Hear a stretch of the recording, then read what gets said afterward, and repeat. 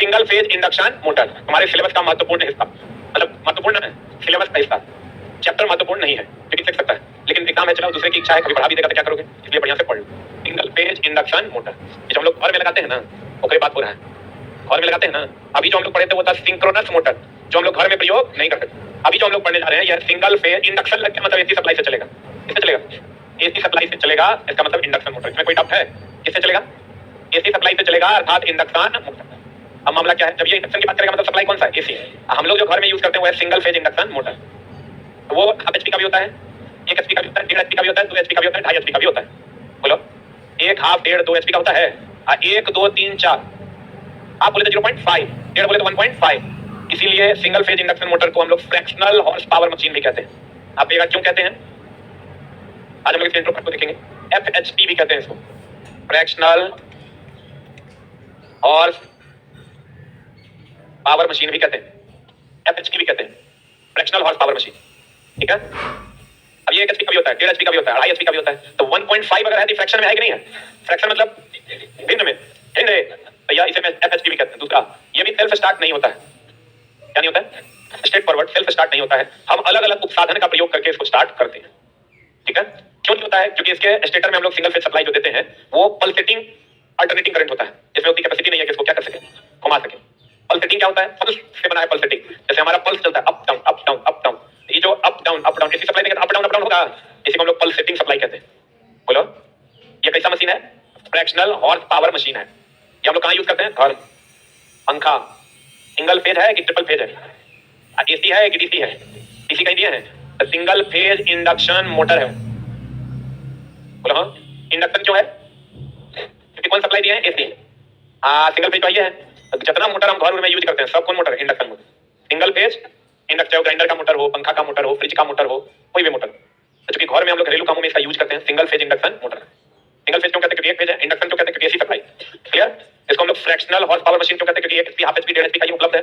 बोलो, ये self start नहीं होता है क्योंकि उतना टॉर्क जनरेट नहीं करता। दूसरा, लोड बढ़ेगा तो गति घटेगा, क्योंकि भैया कांस्टेंट स्पीड पे तो चलता नहीं है, लोड बढ़ जाएगा। जैसे ग्राइंडर मशीन है, ग्राइंडिंग करने के लिए हम लोग यूज करते हैं मसाला पीसने वाला, उसमें चला आप लोड बढ़ा दीजिए, आधा किलो हल्दी देकर स्टार्ट मार दीजिए, लोड बढ़ा दीजिएगा, गति घट जाएगा। सिंपल है।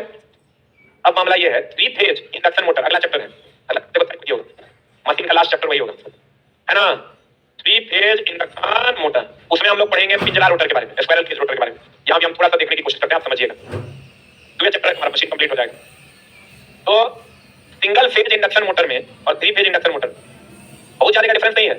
सिंगल फेज है, 3 फेज में 3 को फेज है, लेकिन इतने डिफरेंस नहीं है। तो अभी भी आप आटा चक्की मिल में चले जाइए, वहां आपको 3 फेज एसी सप्लाई यानी इंडक्शन मोटर मिलेगा। ठीक है। अब दोनों में डिफरेंस क्या है? ओकर सब कुछ बढ़िया, अगर सब कुछ ओकर कंपैरिजन में खराब ने, खराब और कम में अंतर है। खराब मतलब सड़ गया, कम मतलब मात्रा कम। चटनी की मात्रा कम की चटनी खराब, खराब। जैसे कौन से खराब? तो पता चला पंखा लगाने के लिए मोटर लगाना पड़ेगा, लोग लगा भी नहीं पाएगा, इतना महंगा है। आप एक सब कुछ 3 फेज इंडक्शन मोटर का, 3 फेज सिंगल फेज बहुत ज्यादा डिफरेंस नहीं है। इसमें सिंगल फेज सप्लाई, उसमें 3 फेज सप्लाई। जैसे चाकू और कुल्हाड़ी में क्या अंतर है? दोनों काटता है, लेकिन एक का दाम ज्यादा है, दूसरे का दाम कम है, क्योंकि एक ज्यादा कठोर को काटता है, एक कम कठोर यानी मुलायम को। हेलो हेलो, अब क्या है? माइक ठीक रहता है। अब देखो ध्यान से समझना, मामला यह है दोस्त मेरे कि अगर सिंगल, ध्यान देना, सिंगल फेज इंडक्शन मोटर, अभी लगा लो पंखा है, 3 फेज इंडक्शन मोटर आटा चक्की के मिल में, सिंक्रोनस मोटर हम लोग यूज नहीं करते। कहां यूज होता है? मोटर जनरेटर सेट जहां रहता है, पावर फैक्टर को सुधारने के लिए हम लोग उसका यूज करते हैं। ए रे, इधर देख रहे, तो सब कुछ कम है सिंगल फेज इंडक्शन मोटर का, दामों कम है, तब तो 12 से कम पंखा मिल जाता है। और वही आटा चक्की के मिल बैठाने जाओ तो तब 3 फेज इंडक्शन मोटर क्यों लेते हैं? क्योंकि वो एक लगभग कांस्टेंट स्पीड पर चलता है और पर्याप्त टॉर्क जनरेट करता है, जिसके कारण हम पीस पाते हैं। उसका दाम कितना ज्यादा है? हमको लगता है 15-20 हजार, हम खरीदे नहीं है, 20 हजार से कम नहीं होगा। कितना? 40 से 50 हजार आई मिलता है, हम लोग खरीदते हैं 1200 टका, 1500 टका। इसका सब कुछ कम है। अगर मान लो अभी तुमको हवा दे रहा है पंखा, इतनी स्पीड कम में हो जाएगा, देते बीच बीच में तो हवा की ले लेगा। ओकरा लिए हम 50 हजार खर्चा नहीं करेंगे।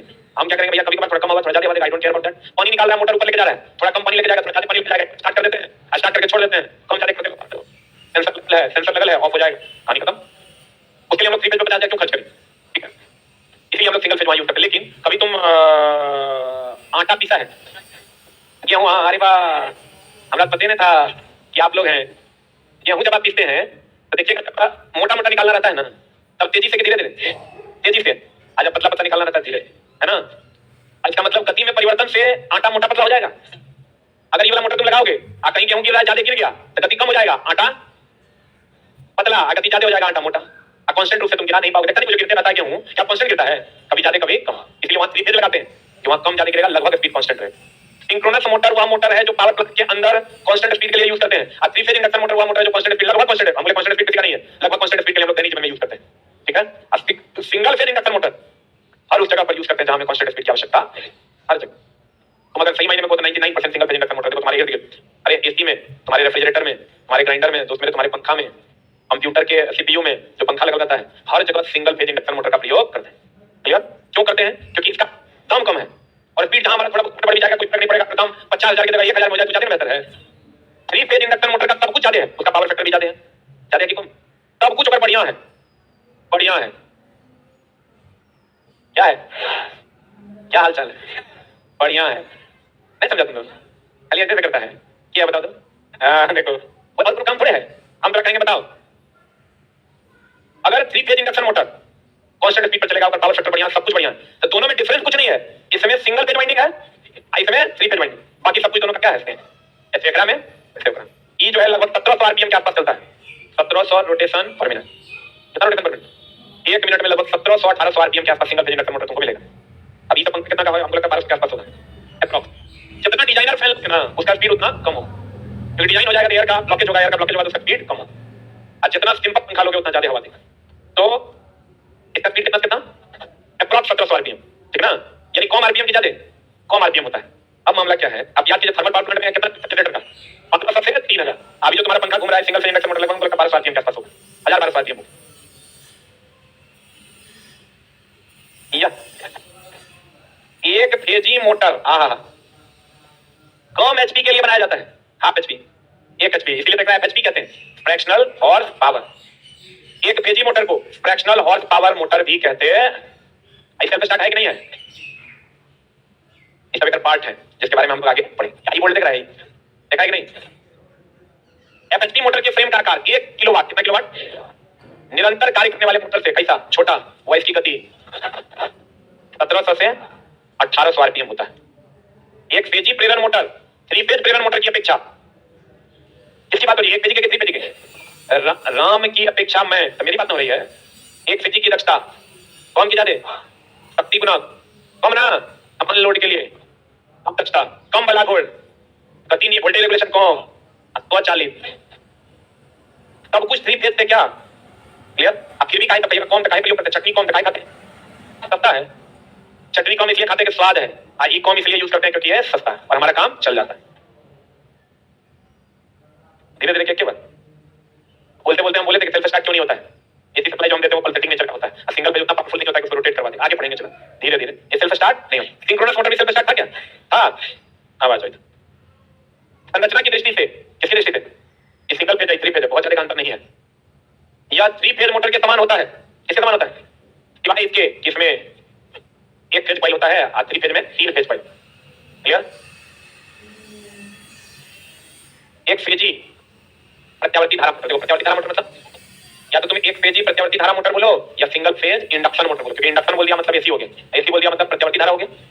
बोलो ये 3 प्रकार का, देखो single phase induction motor, single phase synchronous motor और कौन मोटर था मित्र, हम लोग के सिलेबस में यही है, ये नहीं है, ये भी नहीं है। सिंक्रोनस मोटर है, सिंगल फेज सिंक्रोनस मोटर नहीं है, सिलेबस उल्टा के देख लीजिए, हमारा पर विश्वास ना। एक फेजी प्रेरण मोटर, कितना फेजी, एक फेजी में एगो फेज होगा, एगो न्यूट्रल होगा, एगो अर्थ होगा ना। अर्थ का काम तो खाली बॉडी से कनेक्ट होकर शक्ति देना है, बोलिए। इसकी संरचना 3 फेज पिंजरा रोटर के मोटर के समान होता है। अगले चैप्टर में चाहिएगा ना, वहां हम आपको पढ़ाएंगे 3 फेज, अगला चैप्टर है 3 फेज इंडक्शन मोटर, उसमें पढ़ाएंगे पिंजरा रोटर क्या होता है, ठीक है, स्पाइरल केज क्या होता है, केज का मतलब क्या होता है, पिंजरा। इसमें एक पिंजरा रोटर वो एकल कला मतलब फेज, एकल फेज कुंडली स्टेटर पर संरचित होगी जाती पिंजरा रोटर, स्पाइरल केज, और यहां पर कौन supply, single phase, triple phase, single phase दिया जाता है। या स्वयं स्टार्ट नहीं होता, इट्स वेरी वेरी इंपॉर्टेंट। इस हेतु यानी स्टार्ट करने हेतु अन्य युक्तियों का क्या क्या प्रयोग करें, ये अपने से स्टार्ट नहीं हो। अन्य युक्ति क्या करना चाहिए, एक्साइटेड करना होगा अलग अलग तरीके से, अभी ना होगा। अब एक्साइटेड करने का भी अलग अलग तरीका है, हम देखेंगे आगे। इससे स्टार्ट नहीं, इसके स्टेटर वाइंडिंग में देख लो कैसा, कौन वाइंडिंग में, स्टेटर वाइंडिंग में पल्सेटिंग चुंबकीय क्षेत्र उत्पन्न होता है। एवं क्षेत्र बताओ अल्टरनेटिंग करंट होगा तो हर पल बदलेगा कि नहीं बदलेगा। और अगर एसी होगा चला हर पल बदलेगा। औसत कितना हो जाएगा? 0। अगर इधर +5 इधर -5 तो औसत निकालोगे तो कितना हो जाएगा? हो जाएगा। पल्स सेटिंग हम आपको पल्स पल्स से बना है, पल्स सेटिंग अप डाउन। औसत कितना हो जाएगा? 0 के बराबर। कहते हैं ये इसकी स्टेटर वाइंडिंग में पल्स सेटिंग चुंबकीय क्षेत्र उत्पन्न होता है एवं क्षेत्र की ध्रुवता अर्ध चक्र में एक दूसरे के क्या हो जाती है? Positive negative.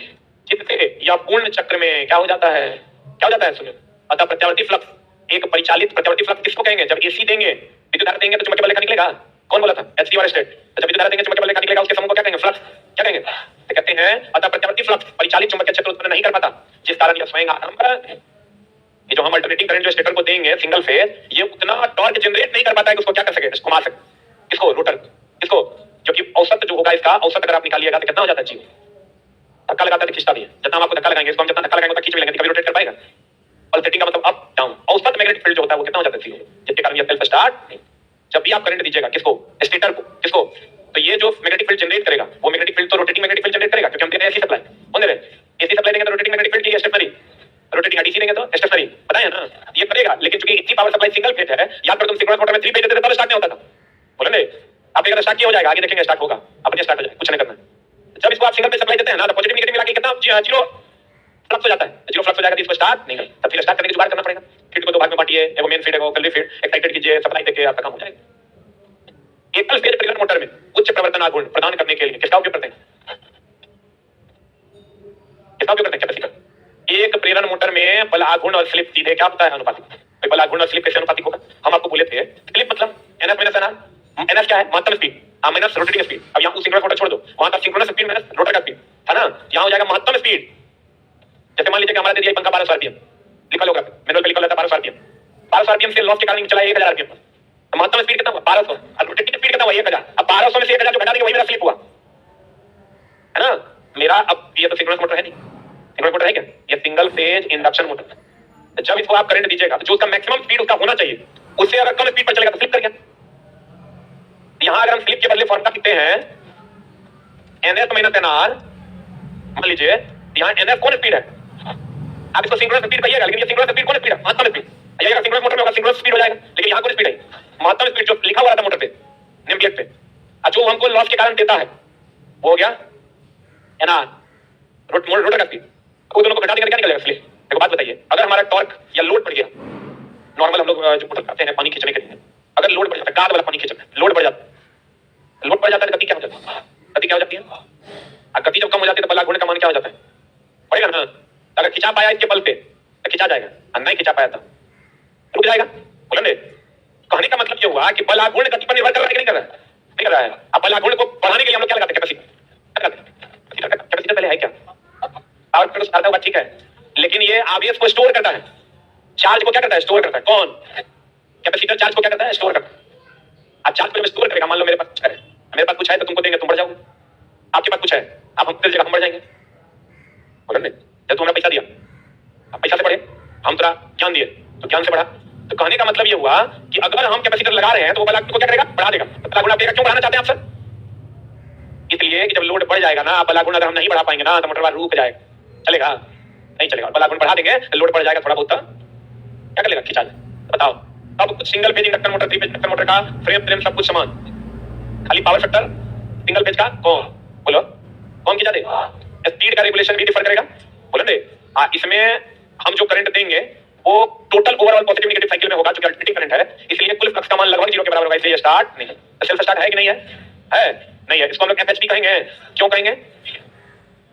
Fractional horse power machine, क्योंकि हाफ HP का भी होता है, 1 HP का भी होता है। और कितना से कितना आरपीएम में उपलब्ध है? 17 से 100 से 1800 आरपीएम में उपलब्ध। क्लियर है? बोलो ने। और लोड बढ़ेगा तो इसकी गति क्या हो जाएगी? बढ़ जाएगी। कैपेसिटर इसलिए लगाते हैं कि बल आघूर्ण को बढ़ा सके कि घटा सके। कैपेसिटर लगा देंगे तो पावर फैक्टर भी तो लीडिंग हो जाएगा। बोलो, थोड़ा पेशेंस से पढ़ना होगा ये चैप्टर और अगला चैप्टर, इसके बाद तो मुक्त हो जाएगा। जो नया बच्चा भी होगा, जगह कोर्स छूटा हुआ भी होगा, ये चैप्टर और अगले चैप्टर के बाद पूरा समझ में आएगा। लेकिन ये चैप्टर उसी को समझ में आएगा जो मैग्नेट से अभी तक क्लास कंटिन्यू है, तो बैठ के कर आएगा, दूसरा कोई उपाय नहीं। अगर आपको दिक्कत होगा तो आप मैग्नेट से शुरू कीजिए। सब जगह कहां से आ रहा है? फ्लक्स कहां काटते हैं? मैग्नेट वहीं से कंटिन्यू है, तो मैग्नेट से शुरू कीजिए। अगर आपको थोड़ा भारी भारी लग रहा है तो अगला चैप्टर तक क्लास आप या तो कंटिन्यू या डिसकंटिन्यू करिए। फिर आज इधर शुरू करें। सिंगल फेज इंडक्शन मोटर, ठीक है। हम लोग बात कर रहे थे दोस्त मेरे, लगभग ये 3 फेज के समान है। कैसा है ये? चलो अब देखिए हम बात कर रहे थे कि फ्रैक्शनल हॉर्स पावर की मशीन है। क्यों है? क्योंकि ये 1 एचपी, हाफ एचपी, 1.5 एचपी का होता है। दूसरा के लगभग 3 पेज के समान है, लेकिन इसका पावर फैक्टर क्या होता है? कम। पावर फैक्टर की अगर दोस्त बात करोगे ना तो कॉपी बनाए हो ना, हेडिंग लगे वो नया पन्ना ले लो, सिंगल फेज इंडक्शन मोटर लो, इधर copy, single phase induction motor. या देखो इतना पावर फैक्टर कम होता है कि जाते कम किससे? 3 फेज के। अच्छा तो हमको स्टैंडर्ड पावर फैक्टर कितना होता है? जो एकदम सब मशीन का जो स्टैंडर्ड पावर फैक्टर है होता है 0.876। कभी कोई पूछता है कि स्टैंडर्ड पावर फैक्टर कितना होता है?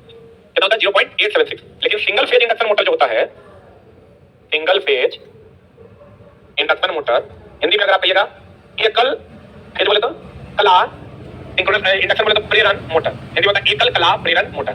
इसका जो पावर फैक्टर होता है वो देखो कितना होता है? 0.3 to 0.4 होता है। बहुत कम होता है, बहुत ज्यादा होता है। बहुत कम है कि बहुत ज्यादा है? कहां 0.8 है, कहां 0.8 से कम? स्टैंडर्ड पावर फैक्टर किसी भी मशीन का कितना होता है? 0.876। लेकिन सिंगल फेज इंडक्शन मोटर का पावर फैक्टर कितना होता है? 0.3 से 0.4। क्लियर? और ये सेल्फ स्टार्ट है कि नहीं है? नहीं है। वही आगे आप देखिएगा 3 फेज में तो 3 फेज सेल्फ स्टार्ट है, फिर सिंक्रोनस मोटर सेल्फ स्टार्ट नहीं है। अपना जो चैप्टर है 3 फेज इंडक्शन मोटर का, तो 3 फेज सेल्फ स्टार्ट है क्योंकि उसमें 3 पूरे फेज है। तो 3 को फेज है तो प्रत्येक 120 डिग्री पर धक्का मार देता है, इसलिए वो अपने आप चलने लगता है, उसमें स्टार्टर की आवश्यकता नहीं है। पीछे हम लोग तो स्टेटर लगाते थे करंट को कंट्रोल करने के लिए ना, करंट को क्या करने के लिए? करंट और वोल्टेज को छेड़छाड़ करने के लिए हम लोग लगाते थे। तब हम लोग कहते हैं कि स्टैंडर्ड पावर फैक्टर कितना है? 0.876। और सिंगल फेज इंडक्शन मोटर का पावर फैक्टर कितना है? 0.3 to 0.4, जो बहुत कम है कि बहुत ज्यादा है? बहुत कम ना है। अब देखो ये सेल्फ स्टार्ट है कि नहीं है? है। अब सेल्फ स्टार्ट क्यों नहीं है इसके लिए हम आपको बताते हैं। सेल्फ स्टार्ट अगर नहीं है, एसी सप्लाई से चलता है ना, एसी सप्लाई इधर पॉजिटिव है इधर नेगेटिव, तो कुल मिला के औसत टॉर्क कितना हो जाता है? हम ये भी कह सकते हैं कि सिंगल फेज कैसे लिखते हैं? यहां 3 देने का 5 देने का 3 फेज हो जाएगा। सिंगल फेज इंडक्शन मोटर का जो परिणामी टॉर्क, रिजल्टेंट टॉर्क होता है वो कितना होता है? 0। क्योंकि जितना पॉजिटिव में उतने कहां नेगेटिव। लिख लो सिंगल फेज इंडक्शन मोटर का रिजल्टेंट टॉर्क कितना होता है? 0। टॉर्क ही ना किसी चीज को घुमाएगा। बल फोर्स और टॉर्क में क्या अंतर है बताए थे हम आपको? फोर्स और टॉर्क पहले लिख लो फिर बताते हैं। What is the difference between force and torque? क्या अंतर है? बाप रे हाथ ही नहीं चलता, जल्दी लिखो दे। बल और टॉर्क में क्या अंतर है? अरे छोटा सा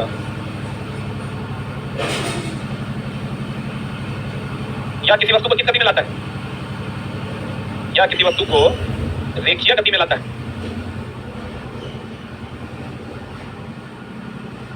या किसी वस्तु को घूर्णन गति में लाता है।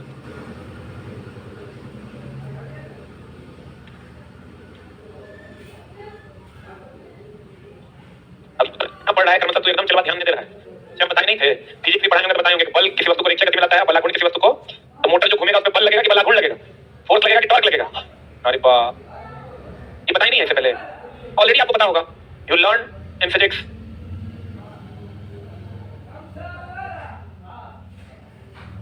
खराब था। या किसी वस्तु को किस गति में लाता है? रेखीय गति। या किसी वस्तु को हम जो मोटर को घुमाएंगे तो बल आघूर्ण लगेगा। पहले वो किसने पूछा था स्टार्ट क्यों नहीं होता? क्या स्टार्ट क्यों नहीं होता? क्योंकि पॉजिटिव नेगेटिव साइकिल में मैग्नेटिक लाइन तो फोर्स होता है जिसका परिणामी आघूर्ण वहां क्या हो जाता है? 0। अब परिणामी आघूर्ण 0 हो जाएगा तो चलेगा, लेकिन यही 3 फेज इंडक्शन मोटर का तो चलेगा। 3 फेज इंडक्शन मोटर क्यों चलेगा? वो सेल्फ स्टार्ट होता है, ये सेल्फ स्टार्ट नहीं होता। और ये एफएचपी है, इसकी दक्षता 3 फेज से कम की ज्यादा, इसका पावर फैक्टर भी कम, सब कुछ कम ना, दामों कम, दामों कम रे। कहां तक हुआ था? यहां से अरे बोलो यही था ना। स्टेटर चुंबकीय क्षेत्र प्रत्यावर्ती होने का बताओ। स्टेटर में एसी रहता है कि डीसी? जो स्टेटर है एसी की डीसी, सिंगल फेज की 3 फेज। स्टेटर चुंबकीय क्षेत्र प्रत्यावर्ती एसी होने के कारण single phase induction motor self start. AC ना यहां को single phase AC, single phase प्रत्यावर्ती होने के कारण, ऐसा नहीं कि एसी दे रहे हैं इसलिए नहीं हो रहा है, सिंगल फेज एसी दे रहे हैं इसलिए नहीं हो रहा है। ठीक क्या? शट अप बोल। हाँ होता है, बताएंगे क्यों होता है। उसमें चला आप जो ग्राफ ड्रॉ करते हैं ना ऐसा, ये 1 फेज का है, अब फिर ये तीसरा फेज आएगा, हर जगह बल आघूर्ण आप जनरेट कर पाइए, हर साइकिल, इसलिए सेल्फ स्टार्ट। अब वही सिंगल फेज ऐसा नहीं है, ये पॉजिटिव है तो ये नेगेटिव। इसका जब ये नेगेटिव होगा ना तब तक दूसरा फेज क्या हो जाएगा? पॉजिटिव। और जब ये नेगेटिव होगा तब तीसरा फेज पॉजिटिव हो जाएगा। क्लियर? क्यों स्टार्ट नहीं होता है? क्योंकि एसी इनपुट है कि सिंगल फेज एसी इनपुट है। क्लियर? सेल्फ स्टार्ट नहीं होता। अब एकरा स्टार्ट करने के लिए हम 2-3 जुगाड़ करते हैं। एक तो फेज को 2 भाग में बांट देते हैं, स्प्लिट फेज मोटर बना देते हैं। दूसरा कैपेसिटर मोटर बना देते हैं, और तीसरा शेडेड पोल मोटर बना। कैपेसिटर मोटर में स्प्लिट फेज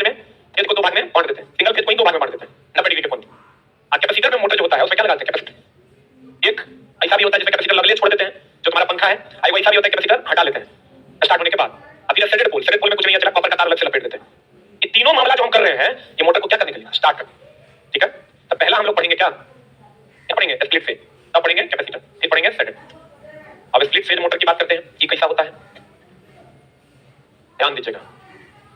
एसी सप्लाई है,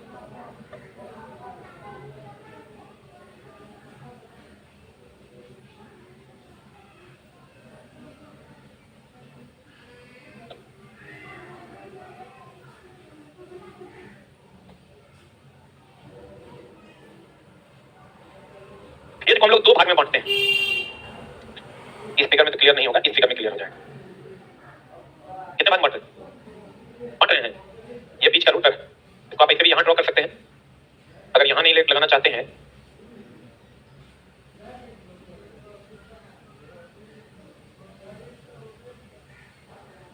यहां पर एक सेंट्रीफ्यूगल स्विच होता है।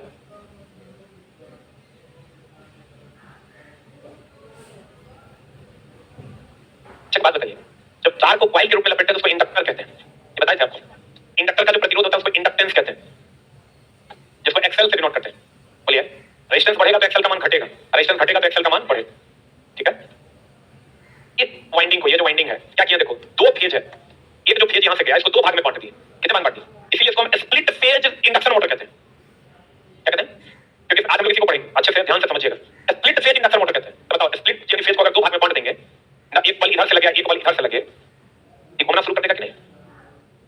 अगर इस वस्तु पर एक बल इधर से लगे, एक बल इधर, खाली ड्रेस लगेगा तो नहीं ड्रेस लगेगा, लेकिन एक इधर से लगेगा, इधर से लगेगा। इसीलिए फेज को कितने भाग में बांटे, दो भाग। कितना डिग्री पर,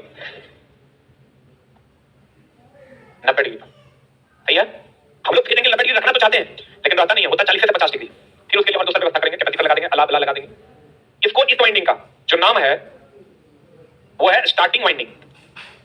क्या नाम है, या इसी को हम लोग ऑक्सिलरी वाइंडिंग भी कहते हैं। ठीक है, इसको कहते हैं हम लोग रनिंग वाइंडिंग। क्या कहते हैं इसको, या इसी को हम लोग कहते हैं मेन वाइंडिंग। क्या कहते हैं, ये जो रनिंग वाइंडिंग है इसका काम है रन करवाते रहना, मतलब चलाते रहना।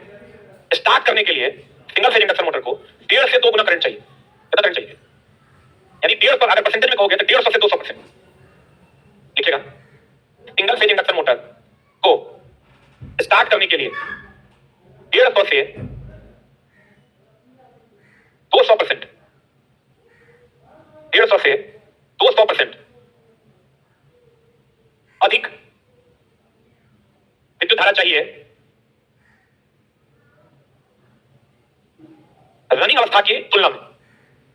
रनिंग अवस्था की तुलना में गुना में पूछेगा कितना, 1.5 से 2। गुना में पूछेगा तो कितना गुना अधिक, ब्रैकेट में लिख लो, 1.5 से 2 गुना अधिक। 1.5 टू 1.5 से 2 गुना तक अधिक, 1.5 से 2 गुना तक अधिक। अच्छा बात बताइए, स्टार्ट करने के लिए ज्यादा करंट चाहिए कि कम। अब याद कीजिए, सीरीज मोटर को 5 गुना ज्यादा चाहिए था, अब शंट को 1.5 गुना, इसको भी 1.5 से 2 गुना चाहिए। अब परसेंटेज में कहिएगा 1.5 से 200 पर। ये जो वाइंडिंग आप देख रहे हैं, एक बात बताइए, थोड़ा सा हम चलते हैं बेसिक की ओर। इधर बात क्या है, थोड़ा सा हम बेसिक की ओर चलते हैं। आपको ये बात याद है क्या कि resistance is inversely proportional to area. तार का क्षेत्रफल ज्यादा तो रेजिस्टेंस कम, तार का क्षेत्रफल कम तो रेजिस्टेंस ज्यादा। उम्मीद करते हैं आपको याद होगा। सही है, याद है कि भूल गए। ये जो आप देख रहे हैं किधर गया, ये इस वाइंडिंग को थोड़ा सा देखते हैं। मैक्सिमम सवाल तुम्हारा स्प्लिट फेज पे ही पूछता है। इसका तार का जो क्षेत्रफल होता है वो ज्यादा होता है, इसका मतलब ये तार मोटा होगा। अब मोटा होगा तो इसका मतलब प्रतिरोध का मान कम होगा। अब प्रतिरोध का मान कम होगा तो एक्सेल का मान ज्यादा होगा। अभी बताइए थे, अगर एक से टोटल करंट आई गया तो ये मेन वाइंडिंग है, आईएम हो गया। आई स्टार्टिंग वाइंडिंग है, एक से आईएफ मान ले, आई जो गया वो आईएम प्लस आईएफ हो गया फिजिकली। बोले ध्यान देना, इसका तार मोटा होता है। क्यों मोटा होता है, क्योंकि तो मेन वाइंडिंग है, इसका रेजिस्टेंस हमको कम रखना पड़ेगा कि ज्यादा, कम रखना पड़ेगा। आई चला टोटल अगर हम इसको 1 मान ले, कितना मान ले, ये 2/3 भाग होता है। ये जो देखोगे ये 2/3 भाग होता है, ये 1/3 भाग होता है। कितना भाग होता है, 3 एलसीएम ले लो, 1 2 3, 1 भाग हो जाएगा। अगर ये पूरे को 1 भाग मान ले तो उसमें 90 डिग्री पर है, 90 डिग्री पर है तो एक दूसरे के विपरीत बल लगाएगा, रोटर को घुमा देगा। रोटर को क्या करेगा, घुमा देगा। रोटर को क्या करेगा, घुमा देगा। और अगर ये पूरा दोनों मिला के अगर 1 भाग मान ले, ये कितना भाग है, 2/3 भाग। ये कितना भाग है, दोनों को जोड़कर 1 भाग हो रहा है। बोलो इसका रेजिस्टेंस ज्यादा, तार मोटा होगा, क्षेत्रफल ज्यादा, तार मोटा, तार मोटा R is inversely proportional to A, तार मोटा होगा क्षेत्रफल ज्यादा, प्रतिरोध कम, अब प्रतिरोध कम तो एक्सल का मान ज्यादा। अब एक्सल अगर प्रतिरोध का मान कम है तो उसमें ध्यान देना, अगर प्रतिरोध का मान कम है तो इसमें बहने वाली जो धारा होगी, इसमें जो बहने वाली धारा होगी आईएम ना, आईएम का मान क्या होगा, प्रतिरोध कम है आईएम का मान क्या होगा ज्यादा, और हम चाह भी रहे हैं मेन वाइंडिंग में धारा का मान क्या हो ज्यादा। जब ये मोटर रनिंग अवस्था में आ जाएगा ना, रनिंग मतलब लगभग 75%, कितना फुल रनिंग का लगभग कितना परसेंट, 75%, जितना फुल स्पीड होना चाहिए उसका 75% स्पीड पर अगर आ जाएगा, पहले ही जुड़ा हुआ रहेगा, ईवी आई भी दोनों मिलकर नचाने की कोशिश करेगा, और जब ये 75% स्पीड पर आ जाएगा ना तो सेंट्रीफ्यूगल स्पीड चाहिए, ये क्या हो जाएगा अलग। आप ये कहीं अलग कर रहे हैं, व्हाट इज द रीजन, इसलिए अलग कर रहे हैं, तब जो करंट हम भेजेंगे ना वो टोटल का टोटल रनिंग वाइंडिंग को मिल जाएगा। और हमको तो खाली स्टार्टिंग में चाहिए 1.5 से 2 गुना करंट, हमको बला गुण चाहिए, कब चाहिए स्टार्ट में, नहीं तो ई बला गुण को बढ़ा देगा, अब बढ़ा देगा जब चलने लगेगा हमको 1.5 से 2 गुना चाहिए, नहीं खाली इससे काम चल जाएगा। बुझा रहा है कितना परसेंट स्पीड, 75% स्पीड जब पकड़ लेगा ये रोटर, तो सेंट्रीफ्यूगल स्विच को क्या करेंगे, हटा लेंगे, सेंट्रीफ्यूगल स्विच के द्वारा स्टार्टिंग वाइंडिंग को डिस्कनेक्ट कर देंगे, और डिस्कनेक्ट करेंगे तो ऑपोजिट सर्किट हो जाएगा, धारा का प्रवाह होगा आईएम ज्यादा। अब बताओ आईएम अगर ज्यादा होगा तो फ्लक्स का मान ज्यादा की कम, क्योंकि करंट का प्रवाह होगा, एसी और स्टेट का विद्युत चुंबकीय बल रेखाएं निकलेंगी, और चुंबकीय बल रेखाओं के समूह को फ्लक्स कहते हैं, करंट का मान जितना ज्यादा है फ्लक्स का मान उतना ज्यादा। क्यों इसका रेजिस्टेंस कम रख रहे हैं, क्योंकि ये मेन वाइंडिंग है, मेन वाइंडिंग रेजिस्टेंस कम रखेंगे तो धारा ज्यादा तो फ्लक्स ज्यादा। इसमें आते इसका क्षेत्रफल कम, यानी मोटा तार की पतला तार, क्षेत्रफल कम तो प्रतिरोध, अब प्रतिरोध ज्यादा, एक्सल का मान कम, धारा का मान, प्रतिरोध ज्यादा धारा का मान, धारा कौन सी धारा है बच्चों, आईएस, बेसिक बात क्या है, आईएस, आईएस का मान क्या, आईएस बोले तो स्टार्टिंग वाइंडिंग का करंट बोलो, जो स्टार्ट करने में सहायता होगा, और आईएस का मान कम तो फाई का मान भी कम की ज्यादा। इस स्विच को क्या कहते हैं, सेंट्रीफ्यूगल स्विच होता है 75%, कितना परसेंट, 75% रोटर स्पीड पकड़ लेगा तो ऑफ हो जाएगा कि ऑन हो जाएगा, ऑफ हो जाएगा तो स्टार्टिंग वाइंडिंग को क्या करेगा, डिस्कनेक्ट कर देगा कि कनेक्ट रखेगा। हाँ धीरे धीरे समझिएगा अच्छे बच्चे, एकदम आराम से, क्लास छोटा होगा तो हम कुछ नहीं कर पाएंगे, नहीं छोटा होगा तो आपको समझ में आ जाएगा, ठीक है। लिखिए, लिखिएगा तो बहुत चीज क्लियर होगा। चुटवा कह रहे हैं बोलिएगा, नहीं हमको थोड़ी 5 मिनट बैठिए, जाइए दूसरा बच्चा को लिखने दीजिए।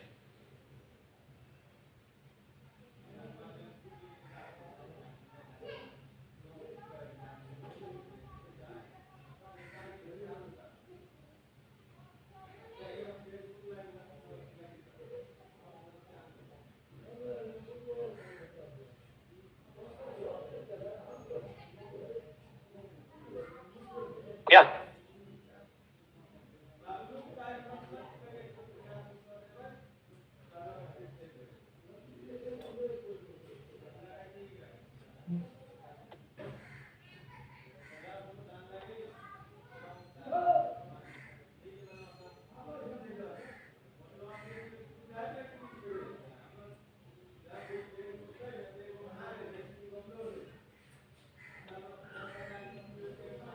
में 75% सेंट्रीफ्यूगल है, ऑटोमेटिक, उस पर एक बाई बल धक्का बल लगेगा, तब स्विच नहीं लगाते थे, नॉर्मल स्विच लगा, सेंट्रीफ्यूगल का मतलब होता है बाई बल लगेगा उसमें, बाहर की ओर एक बल लगेगा और वो क्या हो जाएगा, डिस्कनेक्ट हो जाएगा। अब देखिए दोनों आता है, मैनुअल भी आता है, लेकिन हम लोग क्या लगाते हैं सेंट्रीफ्यूगल। ई अगर दोनों मिला के एक भाग है, ई कितना भाग है 1/3, ई कितना भाग है 2/3, ई कितना है 90 डिग्री, दो फेज के बीच का कोण आईएस और आईएम के बीच 90 डिग्री है, लेकिन ये आइडियल है, इतना होता नहीं है, 40 से 50 डिग्री होता है, लिख लो प्रैक्टिकली, प्रायोगिक मान दोनों फेज के बीच, प्रायोगिक मान दोनों फेज के बीच,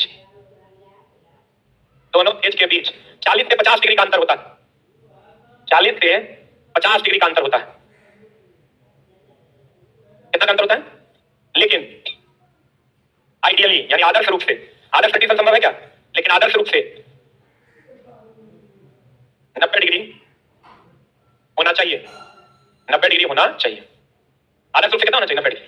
बताओ वाइंडिंग कितने, कौन कौन, स्टार्टिंग वाइंडिंग और मेन वाइंडिंग, मेन वाइंडिंग का दूसरा नाम क्या, रनिंग वाइंडिंग, स्टार्टिंग वाइंडिंग का दूसरा नाम क्या, ऑक्सिलरी वाइंडिंग। डिस्कनेक्ट किसको करेंगे, ऑक्सिलरी यानी स्टार्टिंग वाइंडिंग को, किसके द्वारा, तो सेंट्रीफ्यूगल स्विच के द्वारा। कितना परसेंट स्पीड पकड़ लेगा, 75%। ई तार कैसा होगा, मोटा, मोटा होगा तो क्षेत्रफल ज्यादा, प्रतिरोध कम, अब प्रतिरोध कम तो धारा ज्यादा, धारा ज्यादा तो फ्लक्स ज्यादा। ई तार होगा पतला, पतला होगा क्षेत्रफल कम, क्षेत्रफल कम तो पतला, पतला होगा प्रतिरोध, प्रतिरोध ज्यादा, क्योंकि R is inversely proportional to 1/a, तो प्रतिरोध हो जाएगा ज्यादा, प्रतिरोध ज्यादा तो धारा कम, धारा कम तो फ्लक्स भी कम, क्लियर है। दोनों के बीच का कोण 90 डिग्री। स्टेज को दो भाग में बांट दिया, इसको स्प्लिट फेज इंडक्शन मोटर कहते हैं, क्लियर। अब कहेगा तुमको बताओ सेंट्रीफ्यूगल स्विच किसके सीरीज में होता है, स्टार्टिंग क्या ऑक्सिलरी वाइंडिंग में क्या होता है सीरीज में, कौन ऑन सेंट्रीफ्यूगल पिच किसमें होता है सीरीज में, किसके स्टार्टिंग यहाँ ऑक्सिलरी इवेंट, क्लियर है पक्का। देखो प्रतिरोध किसका कम रखेंगे, मेन का। तो मेन का प्रतिरोध कब कम होगा, जब क्षेत्रफल ज्यादा होगा। क्षेत्रफल ज्यादा होगा क्या मतलब मोटा था। अब प्रतिरोध कब कम होगा, धारा का मान ज्यादा, धारा का मान ज्यादा तो फ्लक्स का मान ज्यादा है,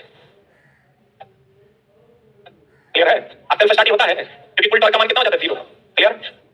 हां, थैंक यू वेरी मच।